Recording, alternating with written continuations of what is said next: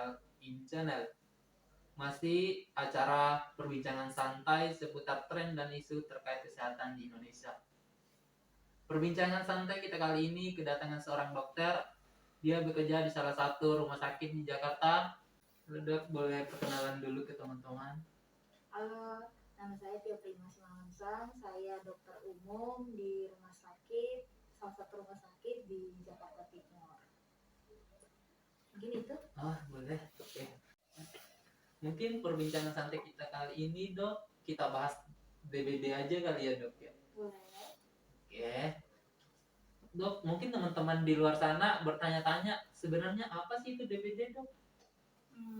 DBD atau lebih sering dikenal demam berdarah denggi ya, itu adalah satu penyakit yang akibat virus yang sifatnya akut, terus dia disebabkan oleh virus denggi yang perlu vektor nyamuk dalam penyebarannya. Biasanya vektornya itu dari genus Aedes lah. Salah satunya yang paling sering banyak dikenal tuh Aedes aegypti. Kenapa DBD ini identik dengan musim hujan, Dok? Kenapa enggak musim-musim lain? Kalau itu mungkin berdasarkan dari balik lagi ke vektornya kali ya gitu. Jadi si virus ini kan butuh vektor. Nah, habitat si vektor ini sendiri, nyamuk ini lebih sering di negara-negara yang subtropis sama tropis. Kebetulan Indonesia itu kan hampir semua pulaunya dilewati garis khatulistiwa ya. Jadi rata-rata memang di setiap pulau itu ada angka dengginya gitu. Jadi cukup banyak dan makin lama ini makin banyak sih sekarang. Mungkin bisa juga kali ya, Dok.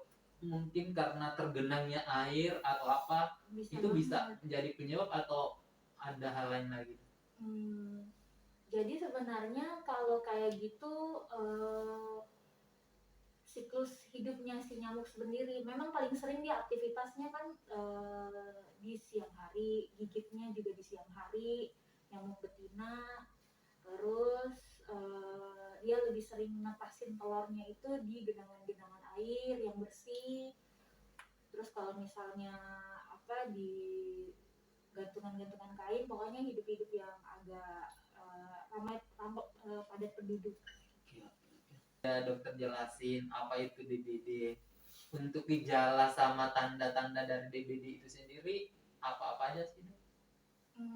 Kalau tanda sebenarnya dia mirip kayak infeksi virus biasa ya, acute viral infection. Jadi paling khas itu nggak terlalu jenis, rata-rata semua infeksi virus tuh kayak gitu. Biasa demam, yang paling sering demam memang. Terus sakit-sakit sendi, sakit otot, terus bisa juga muncul ruam-ruam.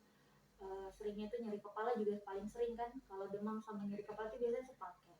Tapi khasnya itu bisa jadi nyeri tapi di sekitar bola mata itu bisa makin nyeri, bisa muncul ruam bintik-bintik merah kayak gitu sih biasanya. Terus yang khasnya dari si demam berdarah ini, apalagi kalau udah masuk demam berdarah denggi, ada plasma leakage, rembesan plasma gitu.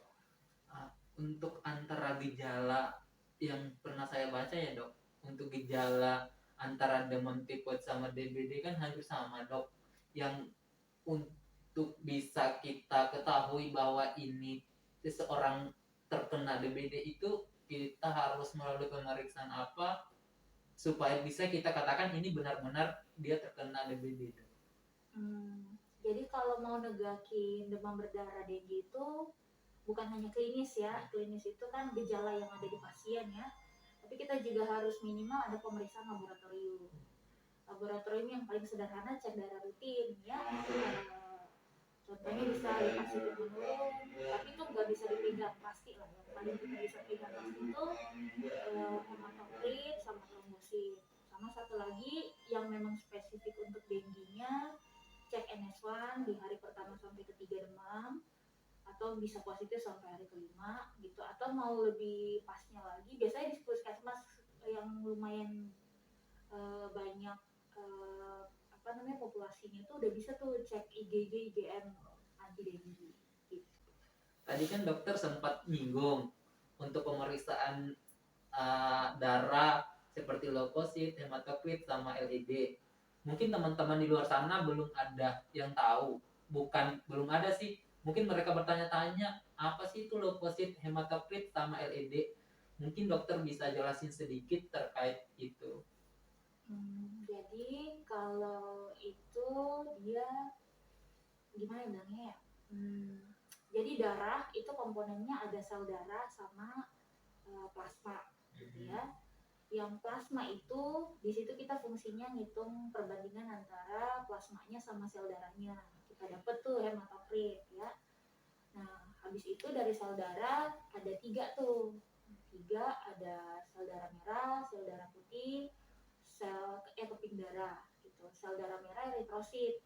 Biasanya yang paling awam tuh kenalnya hemoglobin. Nah, kita melihat situ. Tapi sebenarnya hemoglobin ini nggak terlalu dipakai di demam berdarah denggi gitu ya. Cuman perbandingannya nanti dipakai buat si hematokritnya. Kalau sel darah putih dia biasanya mengindikasikan tapi nggak definitif, tapi rata-rata banyak gitu yang memang trombositopeni artinya sel darah keping darahnya rendah, leukopeni juga sel darah putihnya sedikit. Sel darah putih itu atau nama lainnya leukosit, dia adalah kayak satu sistem kekebalan buat tubuh kita gitu kan ketika ada infeksi, khususnya biasanya infeksi virus khasnya gitu, turun leukositnya. Kalau infeksinya bakteri, leukositnya makin tinggi. Biasanya gitu karena mungkin energi yang dipakai lebih banyak itu buat yang si virus gitu. Gitu. Terus lanjut ke keping darah. Ini yang bermakna cukup berarti itu di demam berdarah denggi karena kan sifatnya kayak dia walaupun keping darah tapi ukurannya lebih kecil. Jadi ketika ada apa namanya rembesan plasma, dia ikut tuh. Makanya trombositnya jadi cenderung lebih rendah. Kayak gitu. Biasanya sih yang dipakai di bawah 100.000 gitu. Sama pentingnya buat satu lagi buat faktor pembekuan. Nanti dia berguna buat kaskade koagulasi. Itu sih paling. Keempat LED. LED itu eh, kekentalan darah ya. Biasanya itu menunjukkan makin tinggi dia biasanya infeksinya makin kronis. Infeksi yang di atas 22 minggu itu biasanya LED-nya makin tinggi. Bisa kita lihat di infeksi yang lama, contoh kayak TB ya. TB itu biasanya LED-nya tinggi-tinggi. Jadi kalau si demam berdarah ini sebenarnya nggak terlalu dipakai tuh LED, jarang dipakai. Biasanya yang 2 itu sih, sama yang lain tadi kayak saya bilang MS1 atau IgG-IgM anti-dengue. Ini kan biasa itu pemeriksaan darah dok, kalau belum sampai 3 hari untuk gejala infeksi itu kan belum bisa terdeteksi.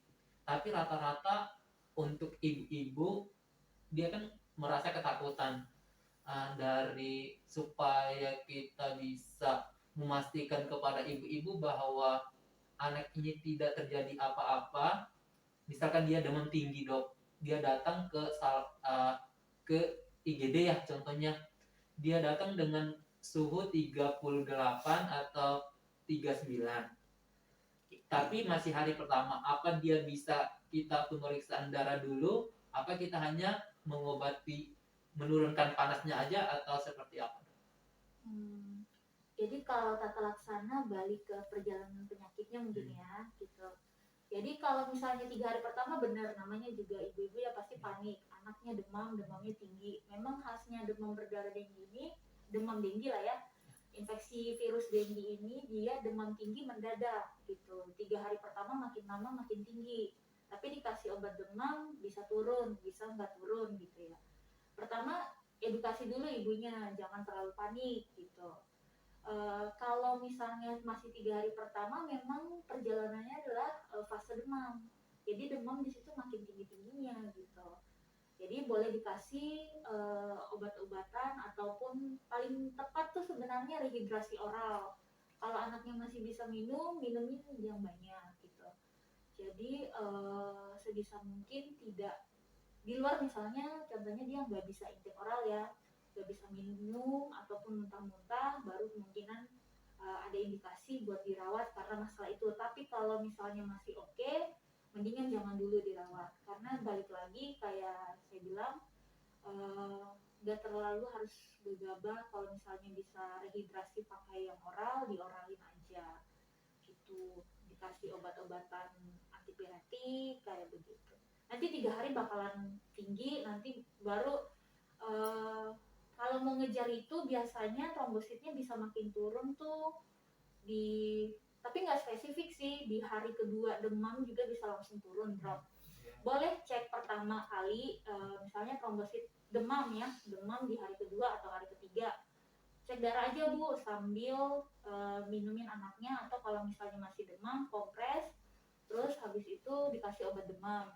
Cekin darah, misalnya nggak terlalu rendah tuh tapi udah mulai menjurus tuh, bisa dibandingin lagi buat berikutnya, misalnya cek darah 12 jam kemudian. Kalau misalnya lebih berat lagi gejalanya atau misalnya udah di bawah 100.000, ya boleh dilihatin. Sama satu lagi biar lebih spesifik, biar aman, cek NS1 karena masih kecil dari 3 hari gitu. Untuk 3 hari sampai 5 hari kan untuk gejala demam seperti demam dan lain-lain kan biasa dia udah tidak demam lagi ya dok. Apakah kita perlu harus ngawasin lagi atau bagaimana? Kalau biasanya dari perjalanan penyakitnya dia kan kayak lana kuda ya. Pas hari ketiga biasanya demamnya memang makin nggak demam anaknya gitu ya. Tapi di situ justru yang harus hati-hati karena keluhannya mungkin lebih minimal dari hari pertama sampai ketiga. Tapi di situ rentan buat anaknya itu kalau misalnya tiba-tiba dehidrasi bisa langsung jatuh ke shock gitu. Jadi tetap harus di setidaknya pemantauan 2 kali pemeriksaan cek darah lah biar aman perbandingannya. Jadi kalau misalnya bisa rawat rumah, intake oral aja dibandingkan harus dimasukin rawat inap. Ini kan untuk DBD ada yang namanya dia nanti akan berulang dok. Misalkan nanti dia ini udah pernah terkena DBD, apa dia bisa kena lagi untuk tahun ke depan atau untuk beberapa bulan ke depan lagi? Bisa banget karena dengue itu dia banyak serotype-nya. Serotype itu jenisnya kayak apa ya, misalnya kayak saudara tapi beda, keturunan pertama 2 3, jadi ada dengue virus 1 2 3 4 gitu. Kalau di Indonesia sendiri paling banyak 3 dan cukup banyak sih kasus beratnya yang 3 gitu. Jadi ada mekanisme namanya serotype protective immunity. Jadi kekebalan yang didapatkan setelah infeksi serotipe tertentu, misalnya pasien A kena infeksi demam berdarah dengue. Ternyata dari penelitian diketahui misalnya serotipe yang dia dapatin itu dan 3 gitu ya. Ternyata mungkin ada wabah atau bagaimana, mungkin di 2 tahun atau 3 tahun kemudian ada lagi nyamuk yang mungkin di badannya mengandung den 2 atau den 1 terinfeksi, dia nggak spesifik buat itu, tapi dia nggak akan kena lagi tuh yang den 3, kenanya den 1 atau den 2 gitu, bisa lagi kena dan mungkin bisa lebih berat. Ini juga yang bikin salah satu mekanisme vaksin dengue itu nggak terlalu terkenal kayak vaksin-vaksin lain karena lu harus hati-hati gitu untuk itunya.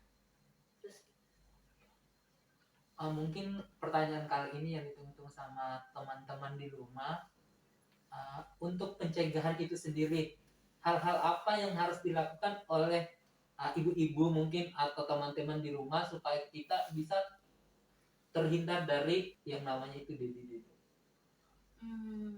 Jadi itu murni ke kenapa demam berdarah ini nggak bisa hilang, karena faktornya masih ada di bumi ini gitu kan. Jadi selama masih ada namanya Aedes bakalan ada lah itu gitu ya. Ya salah satu pencegahan yang paling bagus ya pengendalian vektor. Kayak pemerintah dan netapin 3M ya kan. Menguras misalnya kayak genangan-genangan air yang bersih, sumur ya. Terus habis itu menutup, habis itu kayak menutup, contoh bukan hanya menutup kayak ember ya, tapi kayak apa namanya, misalnya kita ada galian lubang habis tanam apa gitu, nah itu kan masih ada Iya, kubangannya iya, gitu iya. ya. Dari situ juga air hujan bisa tergenang, di situ juga Aedes bisa simpen telurnya gitu. Dia cuma butuh seminggu untuk ngetasin telurnya buat jadi nyamuk baru. Jadi cepet banget. Nah, habis itu satu lagi daur ulang.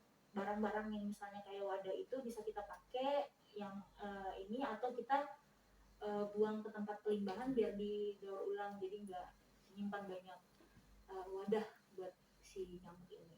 Selama masih ada vektor sih masih bakalan ada. Sama satu lagi sih mungkin yang paling penting, kepadatan penduduk sih. Itu bermakna berarti. Contohnya kayak di Jakarta, kenapa tinggi banget angkanya? Jakarta ini udah padat penduduk gitu. Terus juga misalnya kayak baju, gantungan-gantungan baju, dia sering di tempat-tempat yang gelap gitu kan, misalnya di bawah-bawah kolong meja yang nggak terlalu bersih gitu ya, dia bisa gantung di situ tuh, gantung di situ, atau di baju-baju yang gelap yang sering kita gantung di situ, dia nempel nggak kelihatan sendiri.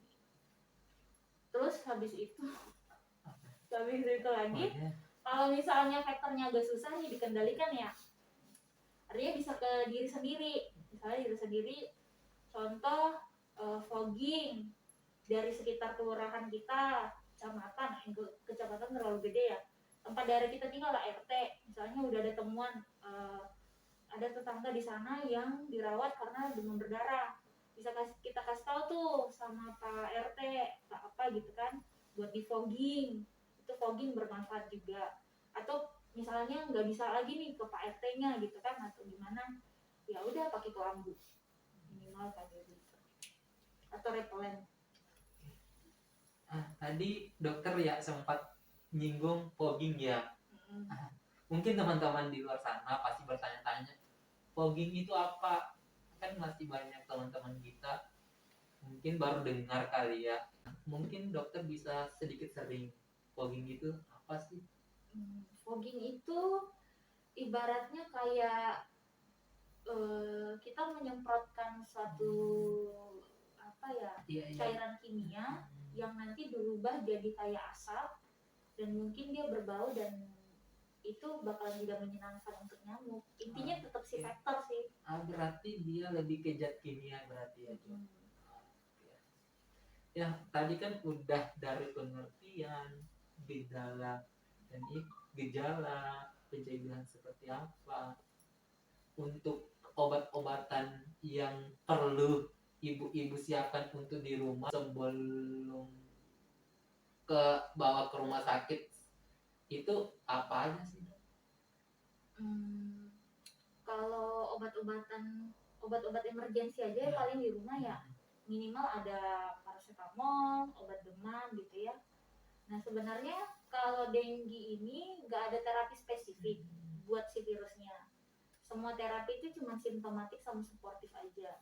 Intinya rehidrasi, kalau ada simptom misalnya sakit kepala, demam, ya boleh konsumsi antipiretik, analgesik gitu kan. Kalau ada misalnya keluhan lain gitu, atau misalnya ada tanda-tanda perdarahan, mungkin nunggu daripada hasil darahnya dulu naik. Semuanya sih balik ke suportif sih. Mungkin di Indonesia untuk pengobatan untuk obat-obatan DBD itu mungkin udah ada semua ya, Dok.